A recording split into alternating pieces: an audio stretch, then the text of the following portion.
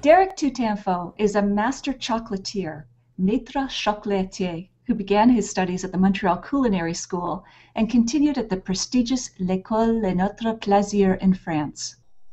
He's been recognized as one of the top 10 pastry chefs in Montreal, as well as participating in the Frankfurt Culinary Olympics held in Germany as member of Team Quebec, who brought home the gold in the categories of sugar, chocolate, wedding cakes, and dessert presentation.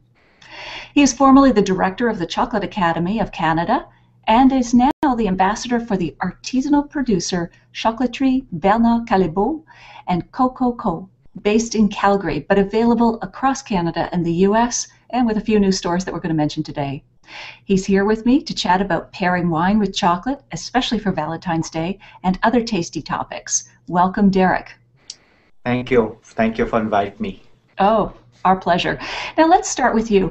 How do you train for Culinary Olympics, Derek? A lot of work, a lot of patience, a lot of passion. You know, when we're doing this kind of competition, sometimes it takes month, and for the training for the goal, we did training over a year to get to where we are. And yes. So are you sort of practicing these elaborate creations over and over again to see how well you can do them, how quickly you can do them? Yes, how well, how quick, and not forgetting the taste, because the judging gonna be judging on the taste also. And also we try to discover the new way to do it, because on the technicality is a lot of mark on it. Okay, we're going to get to that. But just before we do, is it true that you speak 6 different languages? Yes. Yes? Okay. Okay. I speak 3 different dialects in Chinese, and for sure Vietnamese and French and English. Wow, that must help in having such an international kind of career, in that, you know, you're competing in all of these different competitions and so on. Yes, absolutely. It's helped me throughout the year, throughout my 25 years in the business. Yes. Wow. Okay. So do you have any secrets about baking chocolate? What do you think are some of the essential things for making great chocolate? First of all is, again, the technicality. So basically you need to study, you need to really know what you're doing. But the most important at all is the ingredient. Always know the ingredient in the chocolate. Nowadays, you know, they have some chocolate is the imitation. Some of them is with all the palm oil, palm kernel oil, and so on and so on. But very important, fresh ingredient is the key. Okay, and is the 70% or higher of cacao also the key to that?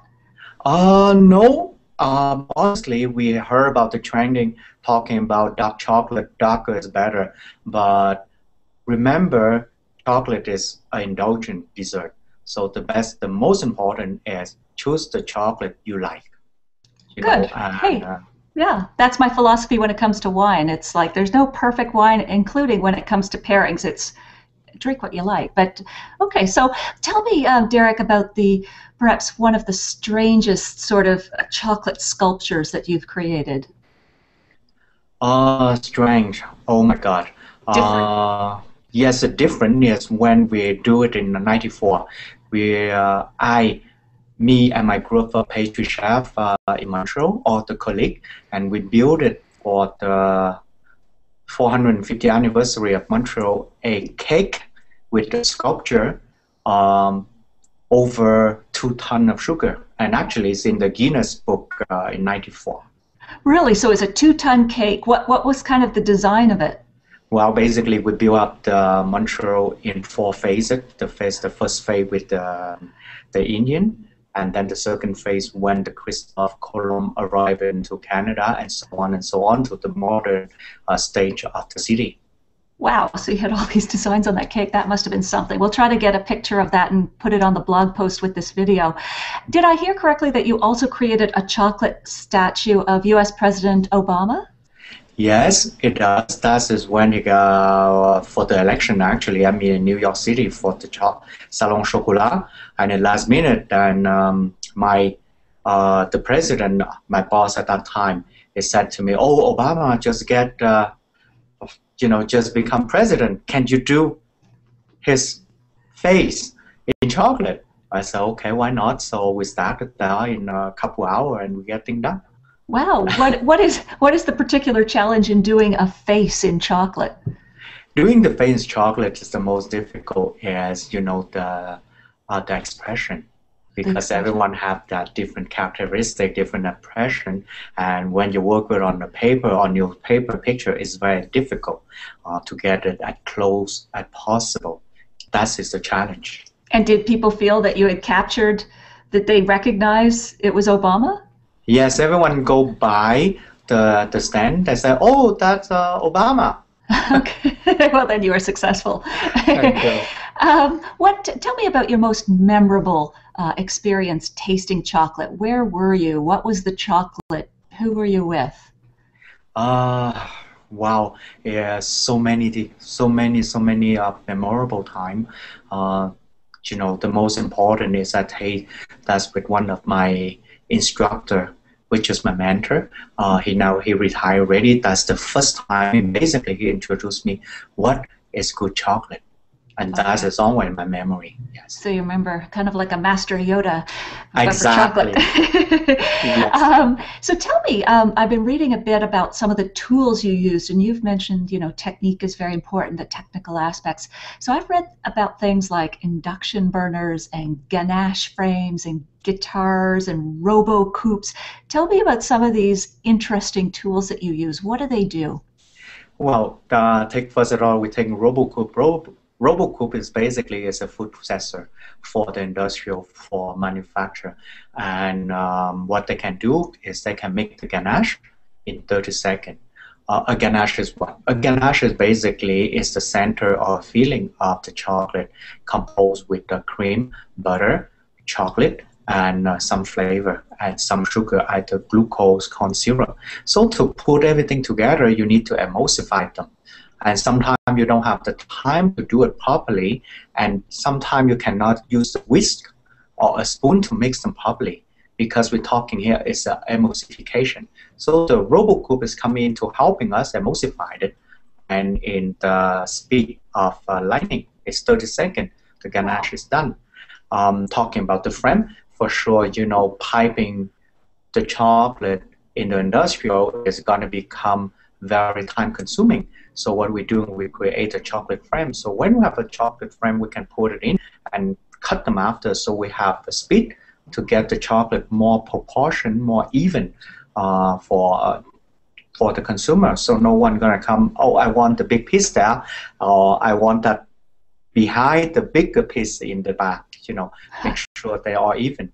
Mhm. Sure. And what about an induction burner? How do you use that in the chocolate making process? Induction burner is to heat up the cream quicker. As you know, if you use a home cooking, home burner, home stove, sometimes it takes too long to warm up the product. And warm up the liquid in the cream, if you take too long, then you lose the water. And when you lose water, water is very important for the texture in the ganache. And induction to warm up the cream or boiling the cream is take about 30 to 40 seconds, and the cream is already boiling. So this is helping for the consistent and Oh, texture. it is very high tech. And finally, how about those heat guns? How do you use those? Overheat gun is to help us to maintain our chocolate. As we know, we work in chocolate in a room temperature, but room temperature, they always have some air draft. And because of that, the surface always cooler than the bottom. So what we do, we use all this kind of air gun or heat gun to warm up the surface to the right consistent. Then they ensure that the chocolate on way after molding or unrubbing ganache, they're going to completely give you the complete sheen for the Ah, for the finish. nice Yes, sheen. Okay, so it's about surface and texture. that's And correct. you'll have to excuse me, I'm a bit of a geek when it comes to wine technology and now, I guess, chocolate. But what is cold fusion chocolate? Cold fusion, that I don't know is the right word to say, and I've been doing a lot of class at a time. I just say such they don't have the cold fusion. Uh, what is fusion? Fusion is basically it's a mix of flavor. So what is this cold? They don't have a such of cold fusion. Fusion is the mix. So in fusion, you have a couple way to do it. You have the first way at what they call the infusion, that you infuse the product to make the fusion. That infusion is made with heat, And then you have the cold maceration. Maceration is basically is the extraction of the product in colder temperature. Okay. Witches, they don't have the cold infusion. They don't have such a thing. They have hot infusion or cold maceration. Okay, a little bit like Yeah. wine. We have maceration when we're making wine as well to get that flavor, the color, and everything out of the grape juice. Okay, one last one. Can't resist. What are beta crystals? Beta crystal is a crystal represented in chocolate. And basically, it's not one crystal. In the chocolate, we're talking about fat. And in fat base, which is the cocoa butter in this case, they have crystal. And cocoa butter, they have 6 different crystal. Beta crystal, we have to mention, we need to precise, is the beta 5, or some days call it beta prime.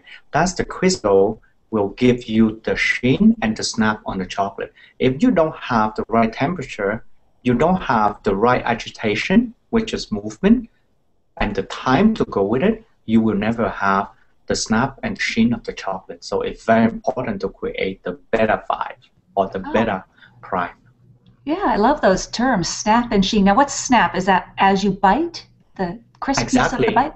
Okay. As you bite the crisp nut, or when you break them, you're gonna hear them. They have a snap, a crack. Wow, great. Okay, well, Derek, this is fascinating.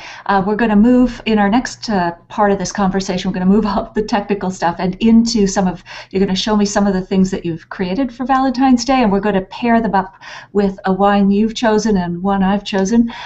So thank you for this today, and we'll be back with you soon. Thank you.